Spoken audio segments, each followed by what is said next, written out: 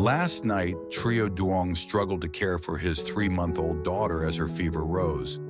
The dim light barely enough to see her face, and by morning he realized their home wasn't safe when night came. So without hesitation, he decided to harvest cucumbers, rush to the market, and buy lights to protect their small home before darkness returned. But with time slipping away, will he finish it all in time? If you enjoy warm, heartfelt stories like this, don't forget to subscribe and leave a comment. The night before had been one of those long, anxious nights that felt even heavier because Truc Lam was still so little. At just 3 months old, she was still fragile in every way that made her father extra careful. When her body grew warm with fever, Trieu Duong barely let himself rest. He stayed beside her the whole night, touching her forehead again and again, listening to her breathing, watching every tiny movement she made. Even when she drifted into a light sleep, he did not dare relax completely. He kept one hand near her, ready in case she stirred, cried, or seemed uncomfortable again. What made the night harder was the weak light inside the house. The old bulb hanging overhead was so dim that it barely lit the room. The corners stayed buried in shadow, and even near the bed the light felt dull and tired. Each time Trieu Duong needed to check Truc Lam's face, reach for her, bottle, or look around for the things he needed, he had to lean in close and strain his eyes. In a quiet night filled with worry, that darkness made everything feel more unsettling. He kept thinking the same thing over and over. This was not enough.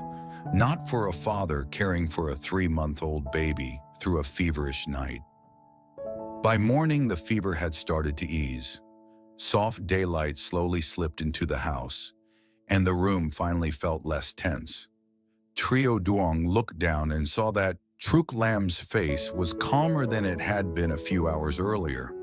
The heat in her forehead seemed lighter now. Her tiny hands moved slowly in front of her chest, and her eyes opened with that soft, sleepy look babies have when they are just beginning to wake. That one small change was enough to loosen the fear he had been carrying all night. He leaned close and spoke to her gently. His voice stayed low and warm, full of reassurance. He lifted her carefully into his arms, supporting her head the way he always did, and held her against his chest for a moment before feeding her. At 3 months old, she was still so small that every movement around her had to be soft and deliberate. He never rushed when it came to her. He fed her slowly, watching her drink, watching her expression, waiting to see whether she seemed comfortable. When she settled after eating, he wiped her mouth, adjusted her clothes, and gently rocked her in his arms. For a moment it felt like the house could breathe again. Then his eyes went back to the dim bulb. The memory of the night returned immediately. He thought about how difficult it had been to care for her in such poor light. He thought about the yard outside too, and the vegetable garden beyond it. Once evening came, the whole area around their home disappeared into shadow too quickly. The paths were hard to see. The spaces around the garden were difficult to watch clearly. If he heard even a small sound outside, he had to step closer and peer into the dark before knowing what was there. With a baby as young as Truc Lam, he could not ignore that problem anymore. He wanted brighter light inside the house, where she slept and fed and rested in his arms. He wanted more light outside too, around the yard and the vegetable patch. So when night came, he could see clearly, move safely, and keep watch over the space around them. It was not about comfort alone. It was about protection. It was about making sure that when darkness returned, he would be better prepared than he had been the night before. But adding lights meant spending money. Trieu Duong stood in the doorway for a moment, holding Truc Lam close and looking toward the vegetable garden. Then his eyes settled on the cucumber patch. The cucumbers were ready. There were enough to harvest, and if he brought them to the market that morning, maybe he could earn enough to buy more lights for the house and the garden. The thought became a decision almost immediately. After making sure Truc Lam was calm and comfortable, he got ready for the morning. Because she was only 3 months old, he did everything with extra care.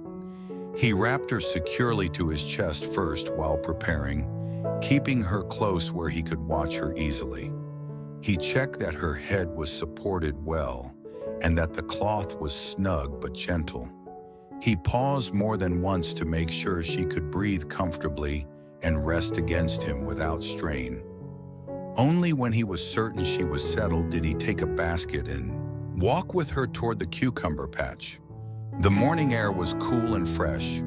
Dew still clung to the leaves, and the cucumber vines spread across the soil in healthy green lines. Trieu Duong crouched down and began picking carefully. He moved slower than usual because he had Truc Lam with him and because he did not want to jostle her. He reached under the leaves, found the ripe cucumbers one by one, and twisted them free with steady hands. Every few moments, he glanced down at her face to make sure she was still peaceful. She stayed quiet against him, soothed by his warmth and the gentle rhythm of his movements. There was something deeply tender in the scene. A father who had spent the whole night worrying for his baby now stood in the soft morning light, harvesting vegetables with one purpose in mind: to make their home brighter and safer before darkness came again. He did not complain about being tired. He did not think about rest first. His mind stayed fixed on what needed to be done for the two of them. The basket slowly filled. He placed each cucumber neatly inside, careful not to bruise them. The vines rustled softly each time he moved. Birds called from the trees nearby. Truc Lam made a small, sleepy sound once, and Trieu Duong immediately paused, one hand leaving the basket just to touch her lightly and reassure her. When she settled again, he kept working.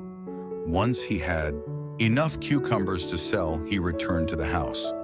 Before leaving for the market, he took time to care for Truc Lam again. He fed her once more, changed her, and made sure she was shaded and comfortable for the trip. At her age, she could not simply be carried through a busy day without preparation. Trieu Duong knew that every outing had to follow her needs, not his own pace. He checked everything twice: her wrap, her position, her little blanket, the way her head rested, before finally lifting the basket of cucumbers and setting off. The road to the market felt longer after a sleepless night. Still, he kept walking. His steps were steady, even if his body was tired. The memory of the previous night stayed close in his mind. The fever, the weak bulb, the dark corners of the house, the uneasiness of not being able to see clearly when his daughter needed him most. That memory pushed him forward more than anything else. By the time he reached the market, the place was already busy. Vendors were arranging vegetables, baskets, and small household goods. Voices drifted through the air. Trieu Duong found a simple place to sit and laid out the cucumbers neatly. They were fresh and green, and it did not take long for people to notice them. Some customers stopped because the cucumbers looked good. Others noticed the tiny baby close to him and gave him a second look. Trieu Duong stayed focused and polite. He greeted customers, sold the cucumbers one by one, and kept glancing down at Truc Lam between each sale. At 3 months old, she spent most of the time resting quietly, nestled against him. Every so often, he adjusted the cloth gently or rested a hand against her to make sure she was comfortable. Selling vegetables and caring for his daughter happened at the same time, woven together as part of the same responsibility. Little by little, the basket emptied. With every cucumber sold, hope grew stronger. He counted the money carefully in his head, knowing exactly why he was there. When the last few were gone, he gathered the bills and went to a nearby stall that sold electrical supplies. There he examined light bulbs, wires, sockets, and simple outdoor lights. He chose them with care, thinking not about decoration, but about safety. One brighter light for inside the house would help him care for Truc Lam at night. More lights outside could help him see the yard and garden paths clearly after sunset. If he could finish installing them before evening, then maybe tonight would feel different. Maybe tonight, if Truc Lam woke again, he would not have to struggle in the shadows. He paid for the supplies, tied them together, adjusted Truc Lam gently in his arms, and started back home. Now the day felt more urgent than before. He had the lights, he had the wires, he had the reason. But the sun was already moving higher, and there was still so much left to do before darkness came again. Would Trieu Duong be able to install every light in time and make the house and garden safer before night fell once more? The moment Trieu Duong stepped back into the yard, the sunlight had already shifted. It was no longer the soft, gentle light of early morning. The sun now stood higher, brighter, and more unforgiving. Time had quietly moved forward while he was at the market, and he could feel it immediately. He didn't need to look at the sky for long to understand one thing clearly. There wasn't much time left before evening. But before anything else, his attention went straight to Truc Lam. He carefully untied the cloth and brought her into his arms. At just 3 months old, she couldn't be left unattended, not even for a moment. He checked her face first, brushing his fingers lightly across her forehead. The warmth from the night before was gone. Her skin felt normal again, soft and cool. That small confirmation eased his heart. He carried her inside and laid her gently in her sleeping area. But he didn't step away right away. He adjusted the blanket around her, made sure her head was turned comfortably to one side, and stayed there for a few seconds longer than necessary, just watching. Even now, after the fever had passed, he still needed that reassurance. Only when she seemed fully calm did he begin preparing for the work ahead. Outside, he placed the bundle of electrical supplies on the ground and slowly unpacked everything. Light bulbs, wires, sockets, simple fixtures, nothing fancy. But each piece carried a purpose. He arranged them neatly, mentally planning where each light would go. Inside the house first. That dim bulb from last night had to be replaced. He needed a stronger, clearer light where Truc Lam slept, where he fed her, where he watched over her through the quiet hours.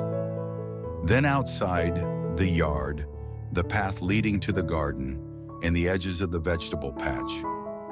Those were the places where darkness gathered. Quickly, those were the places he needed to see clearly. He picked up his tools.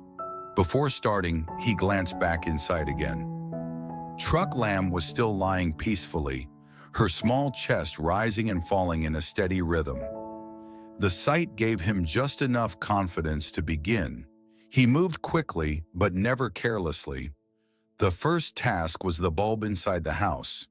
He removed the old one and replaced it with a brighter light. When he tested it, the change was immediate. The room filled with a clean, steady brightness that reached the corners that had been hidden before. The shadows pulled back. For the first time, the space felt open, visible, safe. He paused for a second, looking around. This alone already made a difference. But he didn't stop. He stepped outside again and began working on the yard lights. This part was harder. He had to run wires carefully along the edges, secure them properly, and position each light so it would cover the right areas. He moved from one point to another, thinking ahead with every step. Sometimes he had to crouch low to fix a connection.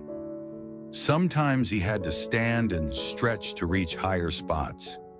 And every few minutes, without fail, he turned his head toward the house, listening, checking, making sure there was no sound from inside. The work demanded focus, but his mind was split in two.